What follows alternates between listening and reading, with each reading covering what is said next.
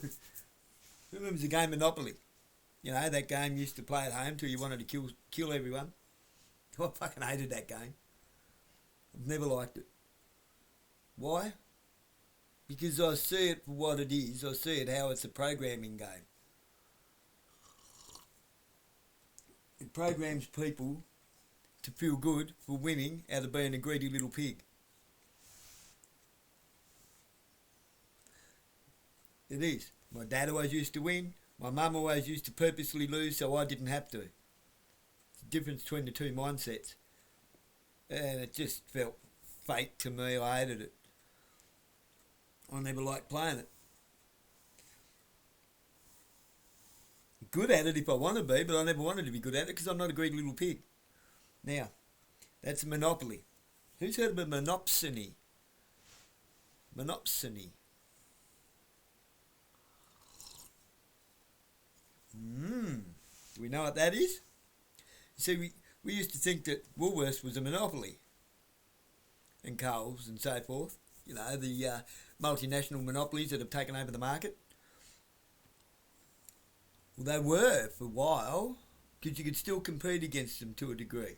Local markets could compete against them if they could get their own homegrown produce, locally grown produce cheap enough. You could get better quality stuff, maybe for a tad dearer, or on par stuff for a tad cheaper, but you might have had to travel a little bit out of town to get it, like, say, the Latrobe fruit and veggie market that used to be out there next to the old burnt out Outlaws Clubhouse across the road from Frogmore. Yeah, that old burnt out shed looking thing there, that used to be the Outlaws Clubhouse once. Anyway, monopsony. How many people other than Woolworths can do where you can do all of your shopping online or click and collect? How many other places can offer you a service at the cost of the customer long term for a short term benefit, which is something that nobody else can offer?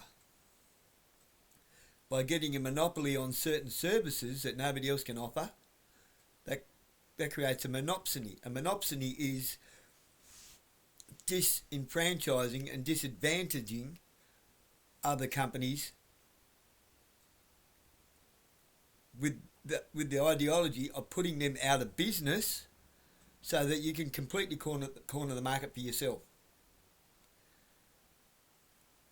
It's already been done worldwide, on a worldwide scale. The Walton family. The Walton family is Big W. Woolworths. Walmart, Dan Murphy's. Get it? All of the companies that are related to the big green W. Dick Smith's. Right? They bought up all the markets, created a too big to fail retail stock on the stock markets and everything else. They also, same shareholders, same corporate shareholders, own Coles, Fossies, and everything else that Coles is connected to. Aren't they connected to BWS? So it's an American multinational monopsony that has completely cornered all of the retail and grocery markets in this country from America, that are screwing over Australian farmers and purposely going out of their way to disadvantage other companies, to put them into a position where they simply just cannot compete by costing them sales on purpose. And who said competition was good? Competition's only good if you don't have a monopsony. If you don't have a monopolised multinational conglomerate that can create a monopsony. Tracking? You making sense? Young's Veggie Shed, you're going to have to get on top of this, because you'll be out of business within a year if you don't sort something out. I like you guys. I remember when you used to own the IGA here in Shorewell and the one at Somerset. I used to deal with you a bit when I worked at Tim Plapp's farm. They're good people. Look after them. Ooh. Probably shouldn't have scratched myself there. That's coming off of there. Bloody thing.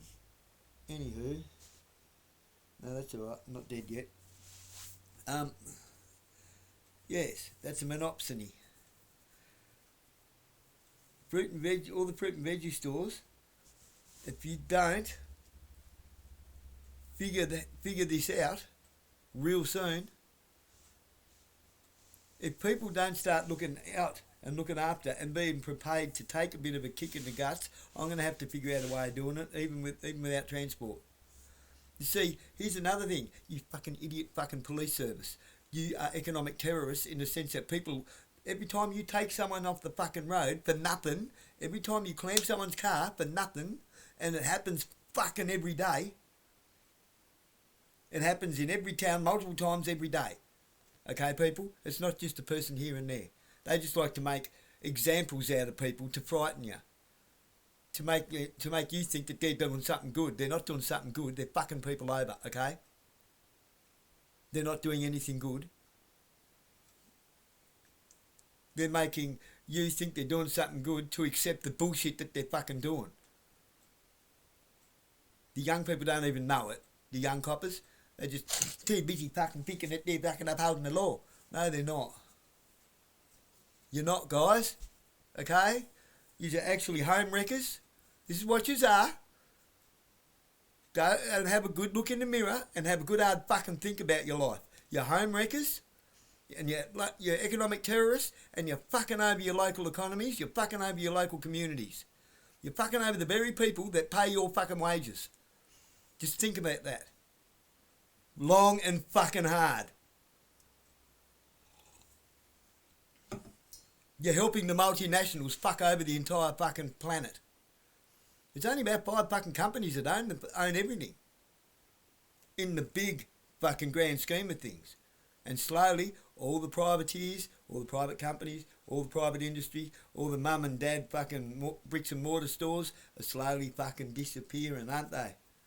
They're slowly just ping, ping, ping, ping, ping. Or think about how many are fucking shutting the doors for the last time every day worldwide. Thousands.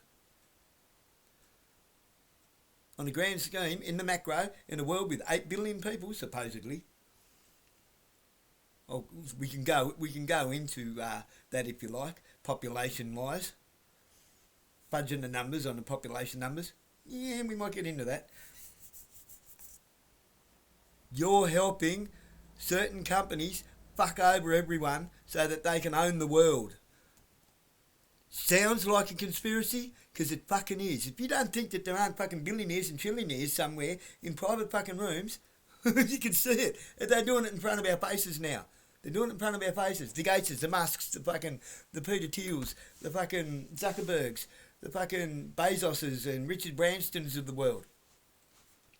If you don't think that they're all sitting around trying to find ways to fuck us over so that they can get ultimate power and control, because money is nothing to them, they don't even need it anymore. They don't want our money. They want us completely under their fucking control to do everything that they want so they can just click their fingers and get what they want, and they don't even have to have a company to get it.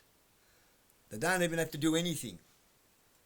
They can just live the life of luxury while we fucking serve them.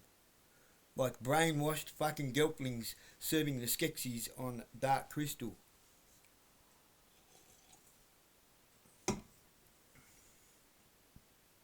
It's a representation of that. The dark crystal is a representation of all of that. Jim Henson was a fucking genius. The more times you watch it, the more you see how it's relatable to the world we're in today. And how we got here slowly. Okay. yeah, let's get into that. Let's get into that. How they fudge the numbers on population. Do you really think there's 8 billion people in the world? Do you really think that there's 25 point something going on, 26 million people in Australia? Do you? Do you really? No, there's not.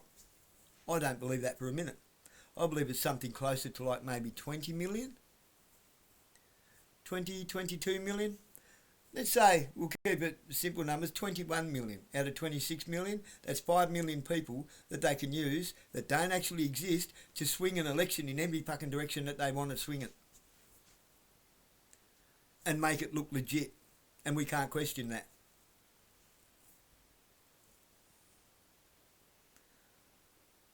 That's how they can make us think that the world's overpopulated.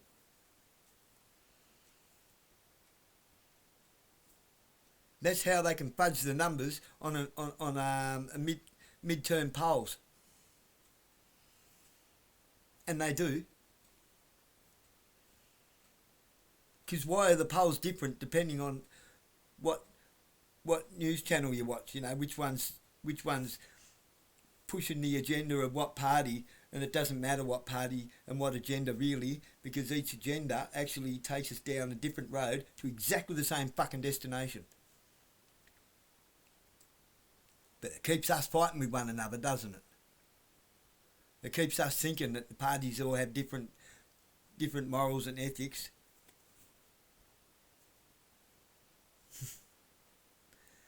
I saw something once when I was a young fella at my grandfather's place, and it was legit. It was a registrar. It was a registrar of the allegiance to the Communist Manifesto of Australia. And it had every Prime Minister and Governor General on there since back as far as Gough Whitlam. Every single one of them. Both parties. Every Governor General. Bronwyn Bishop, there's one. Bronwyn Bishop, her signature's on there. Bob Hawkes is on there, Paul Keating's is on there, John Howard's is on there, Kevin Rudd's is on there.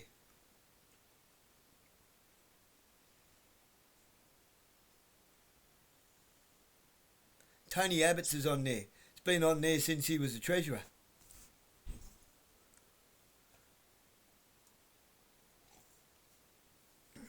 Paul Keating's was on there when he was treasurer, before he was Prime Minister.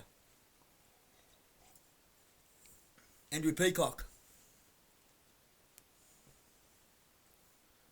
Carr. Harold Holt. Harold Holt was on there. He was before Whitlam.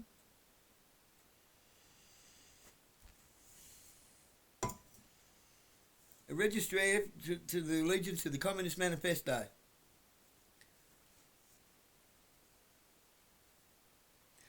So now you know what a card carrier is. Someone who pledges allegiance to the Communist Manifesto of Australia. Sorry to burst your bubble, guys. Democracy by any other name is a communist. Is communism.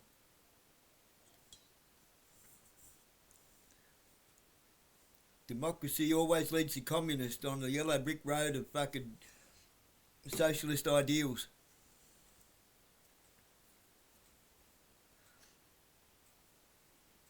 Here's a little fucking secret for you, alright?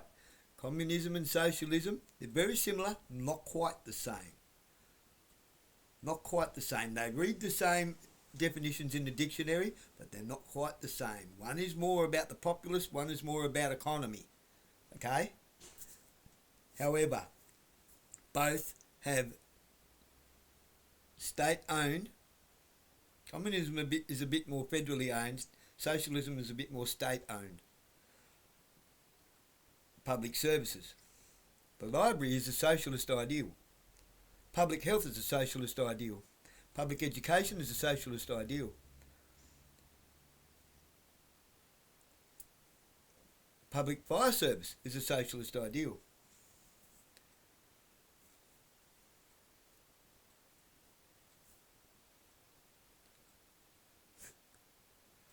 The police service is a socialist ideal, but the police force, that's more communist. Slowly, a lot of our institutions are going from socialist to communist, but they still bang on about a democracy that's not even there. You know how they get you to believe the illusion of democracy? By fudging the fucking numbers of the population and letting you think that your little illusionary election, voting in an election from a selection of a small handful of people that they provide for you. Albert Pike comes back to mind. When the people need a new hero, we shall provide them with one. At every fucking level. Every election, these people are selected. You don't elect them. Doesn't matter who you vote for. Doesn't matter which way you vote for, whether you vote above the line, below the line, for a person or for a party. The preference deals always put the people in play that are meant to be in play. Your vote means fucking nothing.